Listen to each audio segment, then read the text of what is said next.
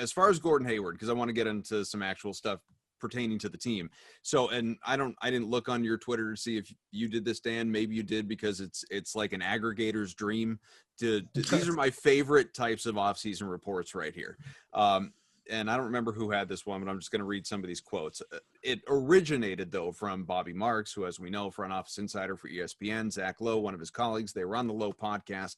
And what Marks said was, I think what Gordon Hayward's agent is doing right now is canvassing the league. He's doing the Al Horford plan. Lowe adds, we don't know that there's a Gordon Hayward chase. We don't know that any of this is happening. I'm just saying there's a little bit of buzz. Something is mildly afoot here. And so you have all those headlines of, report. Gordon Hayward is thinking of the Al Horford approach. It may as well say report.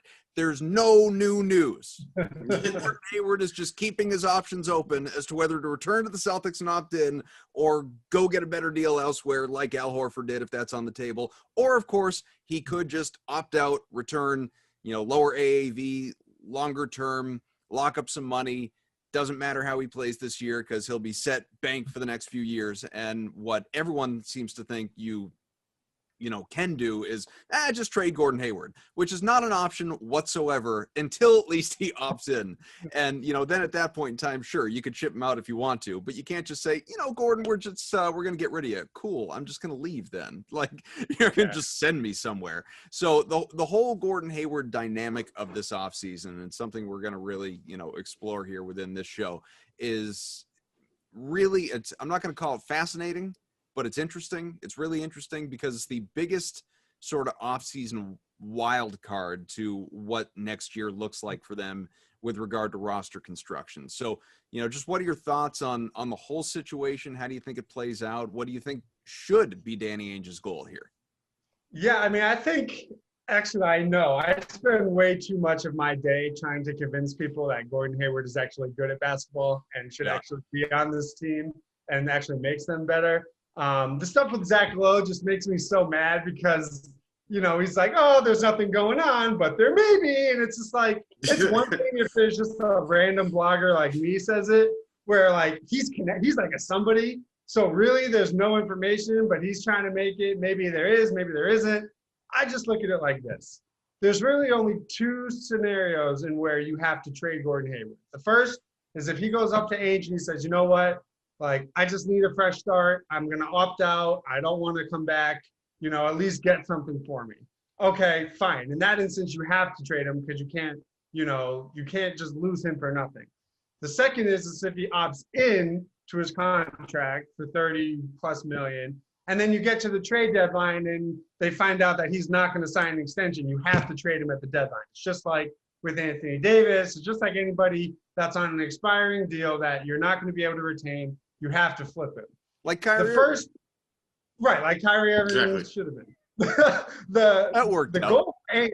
The goal for Ainge is obviously opt out, do not have an Al Horford situation, and sign a more team-friendly deal. I think that is sort of the best scenario for everybody involved because, you look at the teams with cap space, it's the Knicks, it's Atlanta, it's not teams that, if I'm Gordon Hayward, A, they may not even be interested, but B, it's like, you're going backwards if you're, want to contend and be on, these winning teams.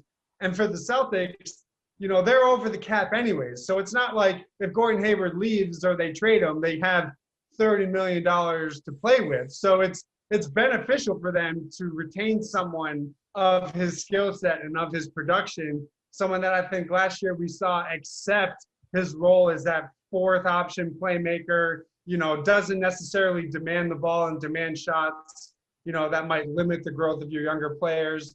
And before he broke his hand, he was one of the best players on the team. So I think, my optimistic side says he'll opt out and re-sign for a team-friendly deal.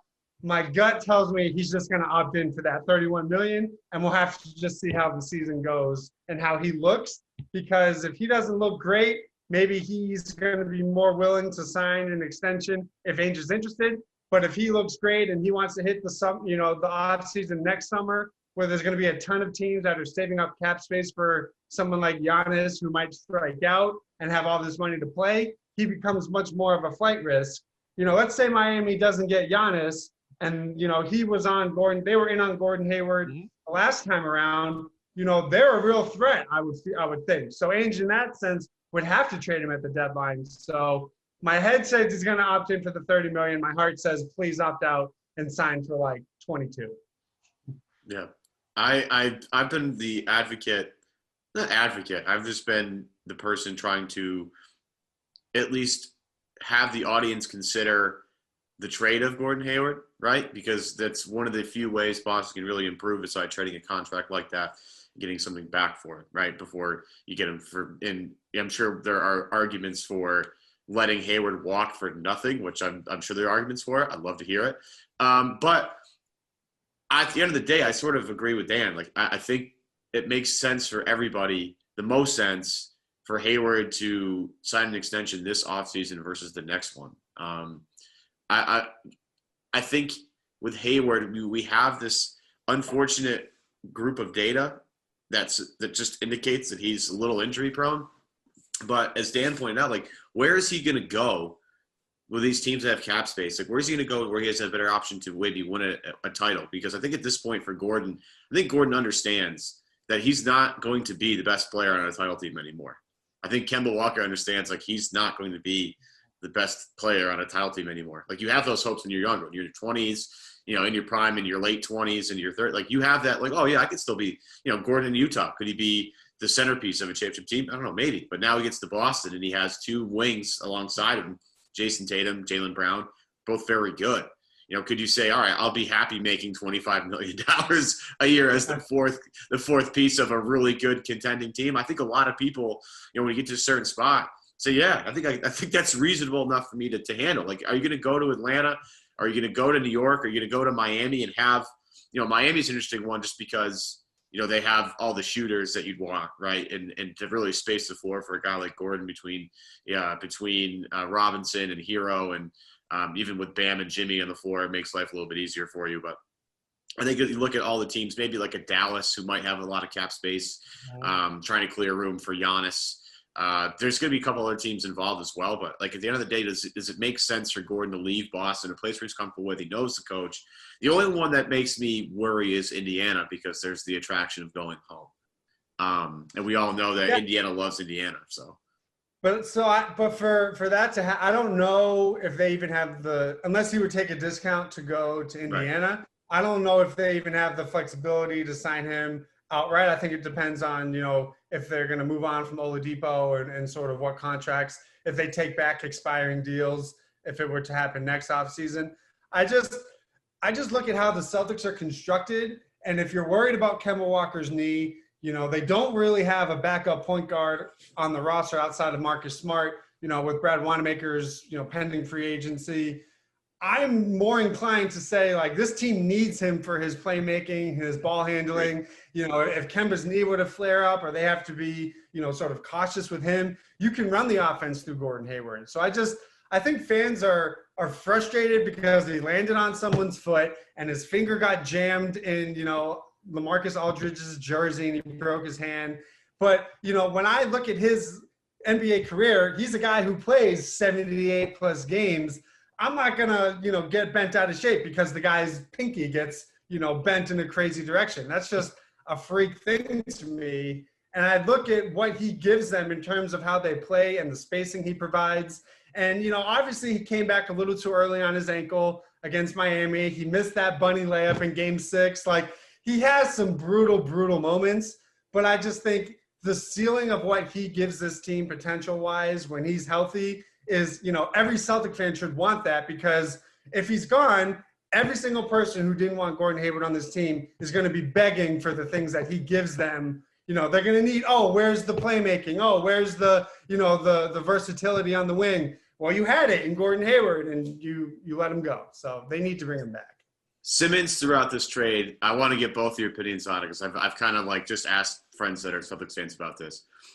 The idea was Hayward 14, and if you had to add a pick, you could with one of the other two first rounders Celtics have, to trade up to 7 with Detroit, because I think Detroit's 7, the Knicks are 8, up to 7 for the 7th pick and Blake Griffin. Who says no? Yeah. So Hayward in the 14th for Blake in the 7th. Yeah. I think Danny says no to that. I think I was gonna say I think Ainge, because I think Blake has like 3 or 4 more years left on that deal, right? I think it might be 2, but you're talking about a guy with knee problems, right? That are pretty like chronic. Different story. So he's someone, right? He's someone where I don't consider his injuries freak injuries, right? No. He's a guy that has, who I would consider more injury prone. But I guess it would depend on who's there at 7, right? Like, is it Killian Hayes? Is it, the center from USC? So I think that might have to play into it. But I think Ainge probably says no without knowing any of that info. Greenie, we're going to let you go on that, but appreciate you hopping on. I'm sure it won't be the last time before the season does roll around, whenever the hell that's actually going to be. But appreciate you hopping on, giving us your insights, man. Awesome. Thank you guys anytime.